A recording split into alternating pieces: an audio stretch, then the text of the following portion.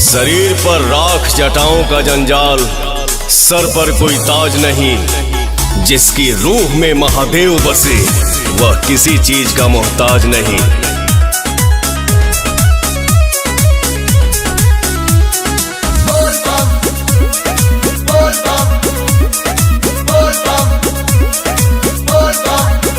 आजकल इग्नोर करो तारा, भगत के कुछ और करो तारा।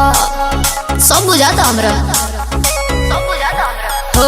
आजकल इग्नोर करो तारा, भगत के कुछ और करो तारा।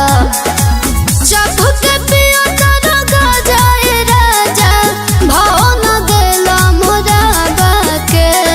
डोंट डिस्टर्ब मी पगली। अच्छा सावन के बाद आके मिली है ये सोना, सेवा में बनी भोले बाबा के। सावन के बाद आके मिली है ये सोना, सेवा में बनी भोले बाबा के।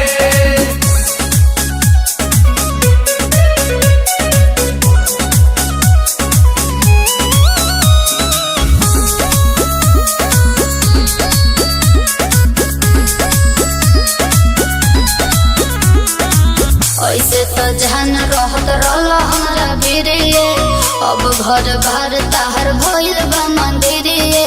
ढोल ले बाबू काओ हाथा से लाई बेल पाता नु हो, भसम लगाइले माथा नु हो। भांग के भोजन करेला दोनों बेरा, भाव मिठाई न डाबा के। आई डोंट लाइक मीठा। सावन के बाद आके मिली हो ये सोना, सेवा में बनी भोले बाबा के। सावन के बाद आके मिली हो ये सोना, सेवा में बनी भोले बाबा के। मृत्यु का भय उनको है जिनके कर्मों में दाग है। हम महाकाल के भक्त हैं गुरु, हमारे खून में ही आग है।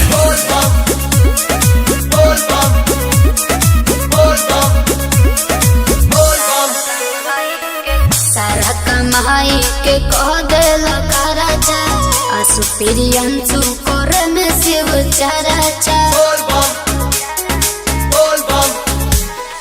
हम हई राजा तू रानी नु हो, बाबा से बढ़ के बदानी नु हो।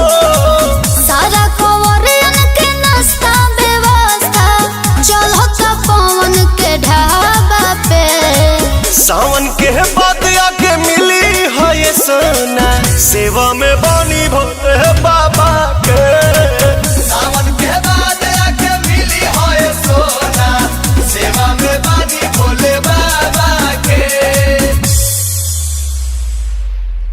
सावन के बाद आके मिली है ये सोना, सेवा में बनी भोले बाबा के।